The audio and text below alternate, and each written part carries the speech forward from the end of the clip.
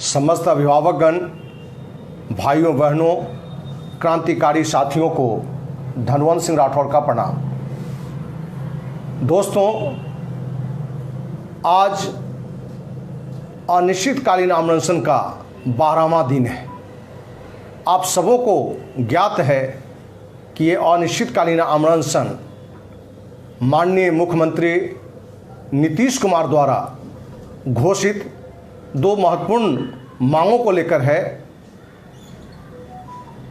माननीय मुख्यमंत्री नीतीश कुमार 21 जनवरी 2020 को मिलर हाई स्कूल के मैदान में दो बड़ी घोषणा की। महाराणा प्रताप उत्सव के अवसर पर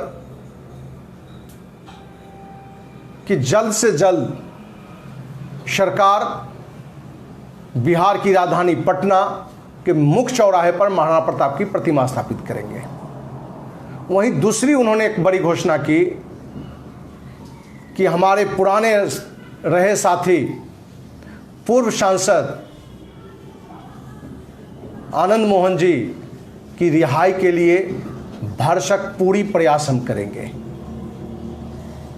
इन दो घोषणाओं के बाद अगले ही दिन हमने माननीय मुख्यमंत्री को पत्र लिखा था, जिसे हमने प्रेस कॉन्फ्रेंस करके जानकारी भी दी थी कि माननीय मुख्यमंत्री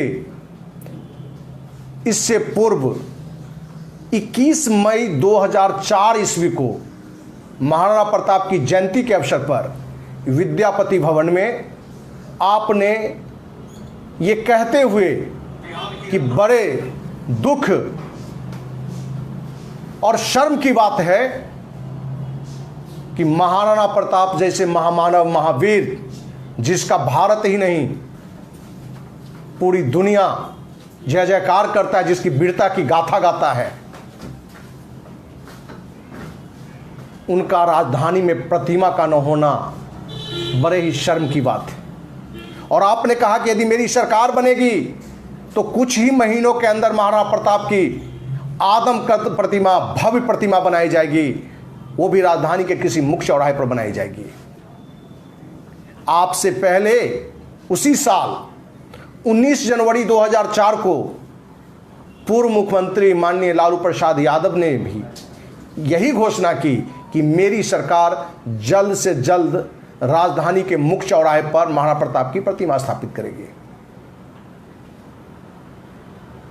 चुनावी साल था 2004, बिहार विधानसभा का चुनावी साल था। आप बिहार के दो बड़े राजनेता, बड़ी बड़ी घोषणाएं आपने कर डाली। रिजल्ट वही ढाक के 3 पात रहा। फिर वर्ष 2020 बिहार के विधानसभा का चुनावी साल है।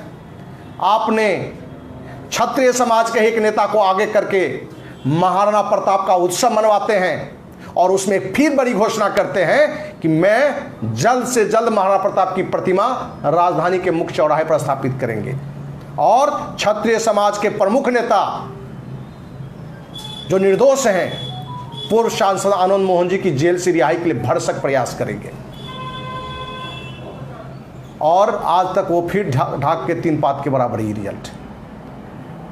हमने 2 महीना पहले भी माननीय मुख्यमंत्री नीतीश कुमार को पत्र लिखा कि माननीय मुख्यमंत्री, आपने ये जो 2 घोषणाएं की है उसकी तारीख बताइए, और यदि 8 अगस्त तक यदि ये दोनों मांगे पूरी नहीं होती है तो 9 अगस्त से अनिश्चितकालीन अनशन पर हम बैठेंगे, जो आज अनशन का 12वां दिन है। दोस्तों, बड़े दुख के साथ और बड़ी गुस्सा भी मेरे अंदर में है कि सरकार की ओर से एक भी कर्मचारी हमें हालचाल जानने के लिए नहीं आया। चिकित्सा के नाम पे एक कंपाउंडर तक भी सरकार की ओर से नहीं आया। आप सरकार की उदासीनता को समझ सकते हैं। रही बात एक सामाजिक कार्यकर्ता के नाते मीडिया के सहयोग की बात, राजनेताओं, विभिन्न राजनीतिक पार्टी के नेताओं का बात, तो मैं आपको बताऊं, कुछ मीडिया साथी, कुछ प्रेस हमारी बातों को जगह तो देते हैं, लेकिन बस किसी पेपर के कोना भर में आपको जानकर बड़ा आश्चर्य होगा कि आज की मीडिया कितनी बिकाऊ है। 12 दिन आज मेरा अनशन का है।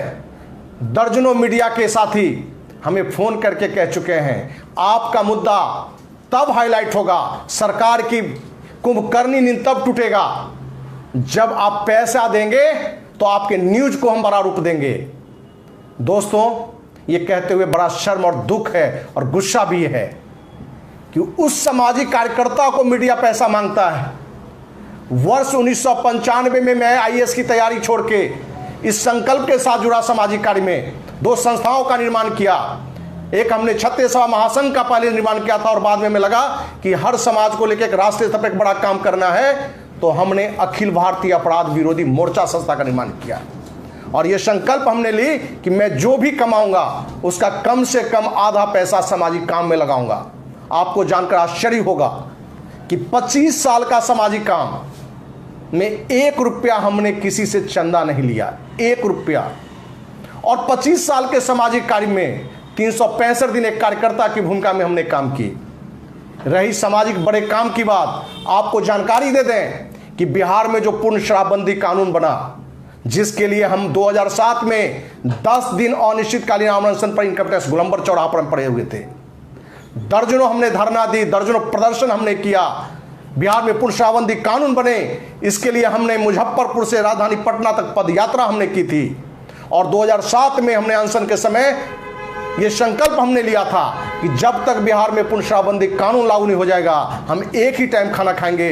और दोस्तों, मैं 10 वर्ष तक सिर्फ एक ही टाइम खाना खाया। पूर्ण शराबबंदी कानून के लिए मुख्यमंत्री आवास का घेराव, राजभवन का घेराव, आंदोलन का बड़ा रूप हमने सैकड़ों रूप से इस मुद्दे पर हमने लड़ाई लड़ी। और जब हमने नशा मिटाओ जीवन बचाओ रैली का गांधी मैदान में घोषणा की थी, तो उसी समय सरकार ने पूर्ण शराबबंदी कानून लागू करने की घोषणा की। हमारे इस सारे कार्यों को कभी किसी नेशनल मीडिया ने नहीं दिखाया, क्योंकि नेशनल मीडिया उन्हीं को दिखाता है या मीडिया में उन्हीं को चर्चा में लाया जाता है जो पैसा देते हैं। मैंने संकल्प लिया है कि मैं अपने पूरे जीवन, सामाजिक जीवन में पूरी पारदर्शिता के साथ सामाजिक जीवन करूंगा। एक कौड़ी ना आज, न पहले, न भविष्य में मैं कभी इस तरह के पैसे देकर मैं अपने कार्य का प्रचार प्रसार नहीं करूंगा। न किया हूं, न मरते दम तक करूंगा। आपको मैं ये भी बता दूं, आर्थिक आधार पर आरक्षण देने की मांग सर्वप्रथम अखिल भारतीय अपराध विरोधी मोर्चा के बैनर तले 20 साल पूर्व से ही हमने इस अभियान को एक बड़ा रूप देता रहा। आपको जानकर आश्चर्य होगा, जब हमने एक विशाल कैंडल मार्च निकाली थी जिसमें पटना शहर में पहली बार 5000 से अधिक लोग कैंडल मार्च में शामिल थे, और अगले दिन मीडिया में एक पेपर में सिर्फ कोना में 6 पंक्ति में न्यूज छपा था। क्यों छपा था मालूम है? क्योंकि हमने मीडिया को पैसा नहीं दिया था, क्योंकि हमने मीडिया में पैसा नहीं दिया था। हमारा ये नहीं कहना है कहीं से कि मीडिया के सभी साथी हमारे भ्रष्ट हैं। आज भी मीडिया के 90% साथी पूरी ईमानदार हैं और सामाजिक जीवन में ही, पारिवारिक जीवन में संघर्ष का जीवन जी रहे हैं। लेकिन कुछ पत्रकार जो मीडिया के हेड हैं या नीचे हैं, वो भ्रष्टाचार के कारण सामाजिक मुद्दों को दबाते हैं। आपको मैं ये भी बता दूं कि भी 4 साल पहले, 3 साल पहले जब ये बिटकॉइन जैसा सैकड़ों तरह की कॉइनें थी, न भारत सरकार को मालूम था, न किसी राज्य सरकार को मालूम था। पहली बार हमने भारत सरकार के माननीय प्रधानमंत्री को हमने पत्र लिखा, केंद्रीय वित्त मंत्री उसमें अरुण जेटली जी थे, उनको हमने पत्र लिखा था, भारतीय रिजर्व बैंक के गवर्नर को हमने पत्र लिखा था कि आदरणीय माननीय प्रधानमंत्री जी, आपने भ्रष्टाचार को रोकने के लिए नोटबंदी कानून लाई है, लेकिन देश में बिटकॉइन जैसे सैकड़ों कॉइन, जिसको काला धन को उजला धन, माफिया को बढ़ावा देने के लिए, नशा को परोसने के लिए, इसको बिटकॉइन और अलग तरह के सैकड़ों तरह की कॉइन से अरबों खरबों का कारोबार हो रहा है। 3 महीने बाद सरकार की नींद खुली थी और सरकार ने उस पर रोक लगाने की आदेश दिया था। बहुत सारे लोगों को, उसमें भी हमने सीबीआई जांच का मांग भी किया था, जिसमें सीबीआई बहुत लोगों को गिरफ्तार भी किया था।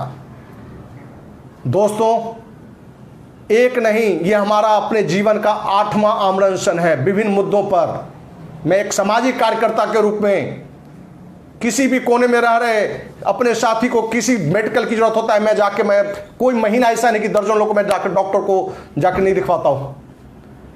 उस सामाजिक कार्यकर्ता से मीडिया ये कहता हो कि आपके न्यूज को, आपकी मुद्दे को हम हाईलाइट करेंगे तो हमें पैसा दीजिए। मैं पूछना चाहता हूं अर्नब गोस्वामी जैसे एंकर से कि आप कहते हो कि पूछता है भारत, आप क्यों नहीं पूछता है भारत में? माननीय नीतीश कुमार से पूछते हो कि माननीय नीतीश कुमार, आप महामानव जिसे देश नहीं पूरी दुनिया जानता है, जिसकी गाथा 7 समुंदर पार अमेरिका के राष्ट्रपति की मां ये कहते हुए अपने बेटा को, कि जब कार्यक्रम था अब्राहम लिंकन का, कि बेटा तुम भारत जा रहे हो तो वहां एक महावीर स्वाभिमानी घास की रोटी तो खाया महाराणा प्रताप, लेकिन मुगलों की अधीनता नहीं स्वीकार किया। तुम पता करना कि हल्दी घाटी कहां है, उसकी मिट्टी लेके आना जिसे मैं अपने सर में लगा के गौरवान्वित महसूस करूंगा। उस महामानव महाराणा प्रताप के बारे में सिर्फ घोषणा करते हो, प्रतिमा नहीं बनाते हो। लेकिन हमारे देश के संविधान के किस अनुच्छेद में लिखा हुआ है कि आप अपनी पत्नी का प्रतिमा बिहार की राजधानी पटना में आपने बनाया है? दोस्त, मैं हाथ जोड़ के माफी कर मांगता हूं। मेरे माँ पिता ने हमें ये संस्कार नहीं दिए कि किसी व्यक्तिगत मुद्दे पर किसी को उछालो, लेकिन मैं मजबूर हूं, मैं दुखी हूं, मैं गुस्सा में हूं सरकार और मीडिया और प्रशासन के घटिया रवैये से। ये कहने के लिए मैं विवश हुआ हूं कि नीतीश कुमार जी अपनी पत्नी का प्रतिमा राजधानी में बनाए हैं। क्या अपने संविधान में ऐसा है कि कोई देश का माननीय मुख्यमंत्री, माननीय प्रधानमंत्री अपनी पावर का दुरुपयोग अपने परिवार को प्रतिमा बनाने में लगावे, पार्क का नाम रखने में लगावे? मैं पूछना चाहता हूं अर्नब गोस्वामी, पूछो कि पूछता है भारत माननीय नीतीश कुमार से। रवीश कुमार जी आप पूछिए, कहीं ना कहीं आप लोग कहीं कोई भाजपा के प्रवक्ता बन के मीडिया में हो, कोई कांग्रेस के प्रवक्ता बन के हो, आप लोग उन मुद्दों पर बात करते हो जहां से आपके जो ऊपर सर पर हाथ रखे उनकी बातों को लेकर लड़ते हो। एक सामाजिक कार्यकर्ता की बात को कहां रखते हो? है यदि हिम्मत तो पूछो माननीय नीतीश कुमार से कि पिछले 1 साल पहले एक राजनेता मरता है जो तुम्हारे मुख्यमंत्री बनाने में बड़ा रोल किया, उसका अगले ही साल तुम प्रतिमा बना दिए। लेकिन महामानव महाराणा प्रताप के नाम पर हर चुनाव के समय में अलग अलग बैनरों के तले कार्यक्रम कराते हो और बड़ी बड़ी घोषणा करके समाज को धोखा देते हो सिर्फ वोट के लिए। दोस्तों, बड़े दुख के साथ कहना पड़ रहा है, करोड़ों रुपया हमने विभिन्न कंपनियों में एज वर्कर, एक मजदूर की तरह काम करके हमने करोड़ों रुपया कमाया, जिसका टीडीएस कट के हमारे पास आमदनी आई। लेकिन जानकर आपको आश्चर्य होगा, हमने न तो एक इंच जमीन खरीदी, न 1 रुपया मेरे पास बचा हुआ है, 1 रुपया बचा हुआ नहीं है। यदि आज ईमानदारी से हम कहें तो कहीं ना कहीं कुछ कर्ज लेकर हम अपने सर पर अपने हम जी रहे हैं। ऐसे सामाजिक कार्यकर्ता को किसी राजनीतिक दल का नेता आकर न सहयोग किया, न तो कोई प्रशासनिक अधिकारी आके मिला। कुछ मीडिया के जो हमारे ईमानदार जो साथी हैं, सिर्फ उनका साथ मिला, जो किसी पेपर में छोटा सा एक न्यूज बन के रह गया। हम पूछना चाहते हैं कि जो घोषणा माननीय मुख्यमंत्री की, उस मांग को मानने का अधिकार हमें है या नहीं है? यदि अधिकार है तो फिर इस पर एक्शन क्यों नहीं? यदि आप जितने साथी सुन रहे हैं, आप सबों से हमारे यहां जोड़ के आग्रह है कि आप पूछिए, अपने मैसेज को ज्यादा से ज्यादा लोगों में फैलाइए मेरे प्रचार के लिए। मैंने तो 25 साल सामाजिक जीवन जिया हूं, 365 दिन का जिया हूं। मैं आपको बड़ा दुख के साथ बता रहा हूं, आज सुबह में मेरी पत्नी आई थी हमसे मिलने, कहा कि आप अनशन तोड़ दीजिए। हमने कहा कि जब मैं अनशन के लिए बैठा था तो हमने संकल्प माँ पिता को साक्षी मान के बैठा था कि मैं कम से कम अनशन पर 15 दिन बैठूंगा, हो सकता है मैं ज्यादा भी जाऊं। ये कोरोना नहीं, महाकोरोना आ जाए, हो सकता है मेरी जान चली जाए, हमें व्यक्तिगत बड़ी खुशी होगी। हमने कहा, हमें लगेगा कि कहीं ना कहीं महाराणा प्रताप के लिए, एक निर्दोष व्यक्ति पूर्व सांसद आनंद मोहन जी के लिए, जो जिस केस में दोषी था ही नहीं, लेकिन राजनीतिक द्वेष, राजनीतिक विरोध के कारण जो आजीवन कारावास सजा भोग रहा है। हम तो अपने समाज के भी लोगों को या देश की जनता, बिहार की जनता से भी कहना चाहते हैं कि उस समय कहां तुम्हारा उबाल सो गया।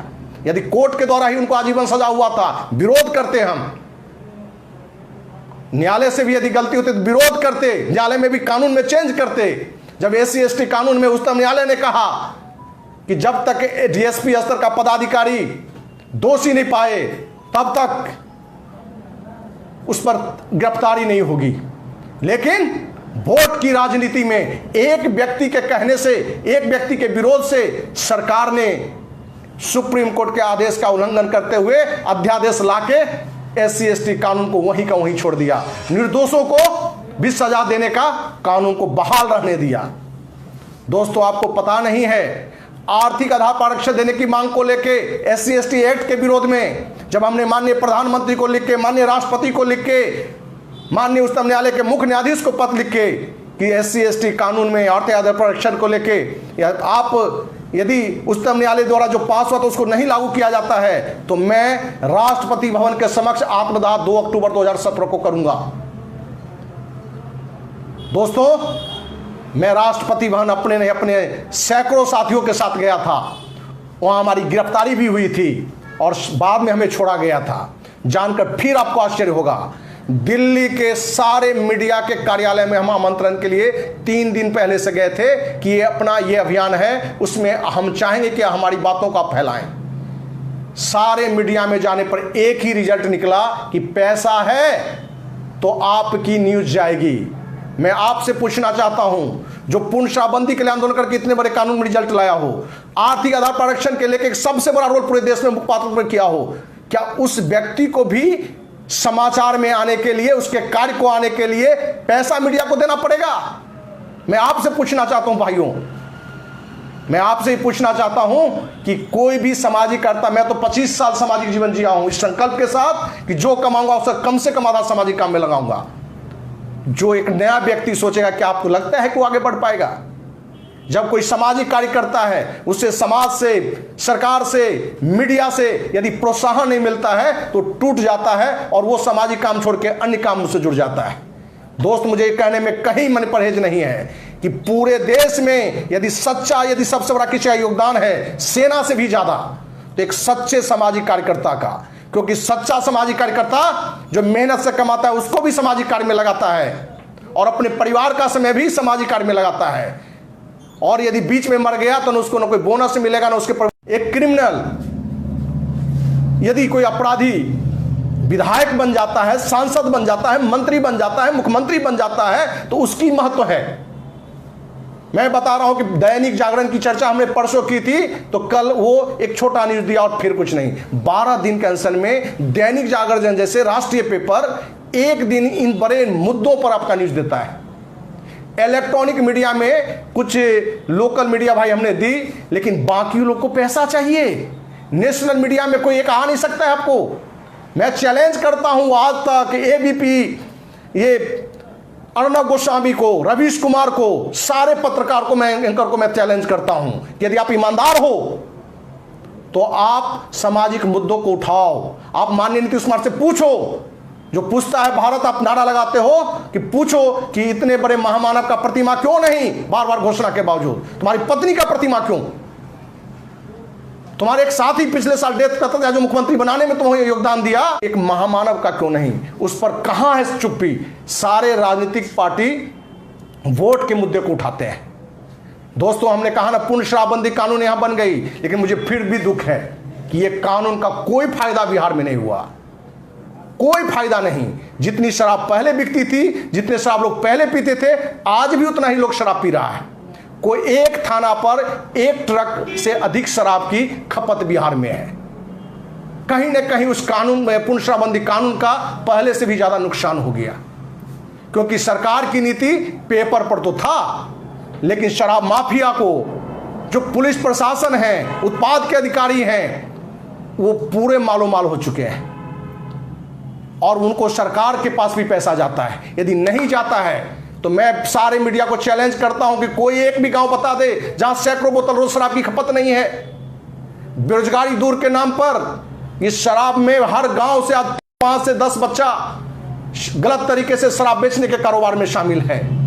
कहां कोई मीडिया बोल रहा है? कहां कोई प्रशासन बोल रहा है? कहां कोई राजनीतिक पार्टी उसका विरोध कर रहा है? हमें तो लगता है कि पूर्ण शराबबंदी कानून में फिर सुधार के लिए कि भाई आप पूर्ण शराबबंदी कानून को लागू करो, सड़क पर धरातल पर लागू करो, और नहीं तो फिर से सुधार करके कोई सीमित काम करो। सिर्फ तुम अपने सरकार के लिए कमाने के लिए पैसा, पुलिस प्रशासन के गलत अफसर के कमाने के लिए पैसा, शराब माफिया के लिए सिर्फ कानून बनाए और तुम एक का चीज 4 में बेचने का धंधा शुरू कर दिया।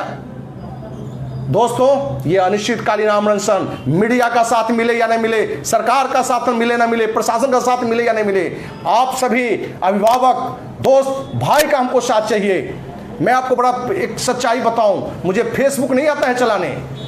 मेरा फेसबुक मेरा साथी राहुल जी चलाते हैं। मैं कभी भी फेसबुक लाइव पर नहीं आता था। आज चौथी बार हमें है और इसी मुद्दे पर मैं आपके पास हूं, क्योंकि मुझे इसकी जानकारी नहीं थी कि फेसबुक के माध्यम से हजारों लाखों करोड़ लोग सुन सकते हैं। और मेरे जैसे सामाजिक कार्यकर्ता की बात को यदि आप हजारों नहीं लाखों करोड़ में पहुंचा सकते हैं, तो मैं आपको विश्वास दिलाता हूं, मुझे किसी मीडिया की जरूरत नहीं है, किसी सरकार की जरूरत नहीं है। आप भाइयों की जरूरत है, आप अभिभावक की जरूरत है, आप दोस्तों की जरूरत है। और आपको विश्वास दिलाता हूं, यह अनिश्चितकालीन अनशन चलता रहेगा और आंदोलन का जो भी रूप होगा, इस लड़ाई में अंत जीत मिलेगी और वो आप सबों के सहयोग से ही मिल सकती है। इस सरकार के कुफकर्णी नींद से नहीं, अहंकार से नहीं। मीडिया असहयोग की नीति अपनाए, मीडिया पैसों वालों के लिए है, ये सब जानता है। लेकिन मेरे जैसा सामाजिक कार्यकर्ता न मीडिया से बिकेगा, न सरकार से बिकेगा, न प्रशासन से बिकेगा। दोस्तों, मेरे बातों से कहीं किसी मुद्दे पर, और विशेषकर मैं जो व्यक्तिगत माननीय मुख्यमंत्री के पत्नी की प्रतिमा की चर्चा की, उसके लिए मैं फिर से आपको माफी मांगता हूं, क्योंकि मेरा संस्कार नहीं है। लेकिन सच्चाई को रखने के लिए हमें रखना मजबूरी पड़ गया। और अब 12 दिन हो गया, किसी डॉक्टर ने, किसी प्रशासन ने हमें देखने के लिए तक नहीं आया, इस मुद्दे पर बात करने के लिए नहीं आया। आज हमारे साथियों ने, कुछ साथियों ने आज आक्रोश मार्च की भी अभियान शुरू कर दी, जबकि हमने मना किया था कि लॉकडाउन में अभी रोकना है, लॉकडाउन नियमों को पूरा पालन करना है। और हमने उनको कहा है कि आप बैक आओ।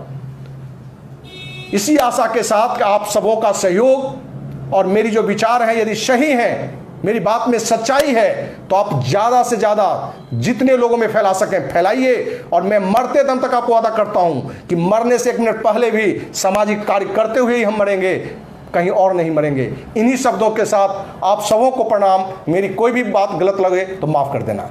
जय हिंद, जय भारत, भारत माता की जय, जय महाराणा प्रताप।